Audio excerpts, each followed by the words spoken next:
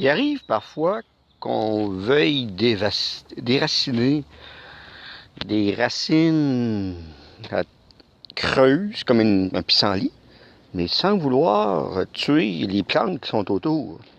Comme ici, il y a du pissenlit, mais il y a du lotier ici que j'ai semé et que je veux absolument pas qu'il soit brisé. Ça fait que je vais enlever le pissenlit qui est là.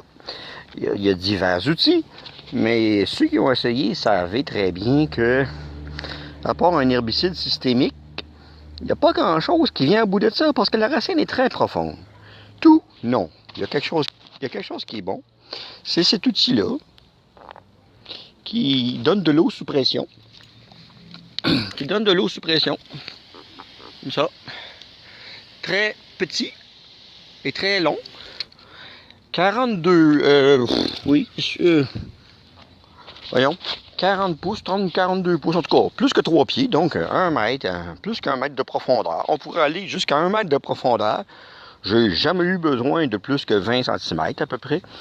Quand vous avez enlevé 20 cm à une carotte de pissenlit, c'est pas mal le plus qu'on peut faire. Je vais essayer de le faire tout en filmant. Je ne sais pas trop qu'est-ce que ça va donner. Alors, je mets mon tube là, tout près, puis là, je sais pas. Et là, l'eau sous pression travaille à côté de la racine du pissenlit et me permet d'aller, regardez, voyez-vous, je suis rendu à peu près plus qu'1 pied, 30 cm, et j'ai presque pas enlevé de terre. C'est ça l'intérêt.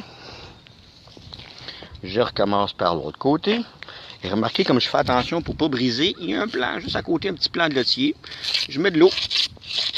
Et tout ce que ça fait, c'est que ça donne de l'eau au lotier, même si je déracine un petit peu le lotier, mais je pense pas réellement. J'en fais 2-3 autour.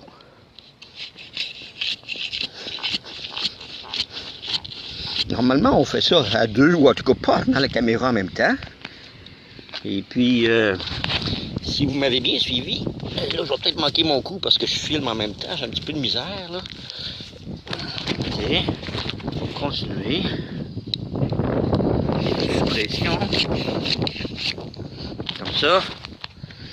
Et puis, l'eau travaille, mais il va très en profondeur. Donc, non, je pense que je vais l'avoir. Ça a l'air de vouloir marcher. Pas mal bon. Franchement, la racine est allée jusqu'au bout. Elle n'était pas très profonde, hein? 15 cm.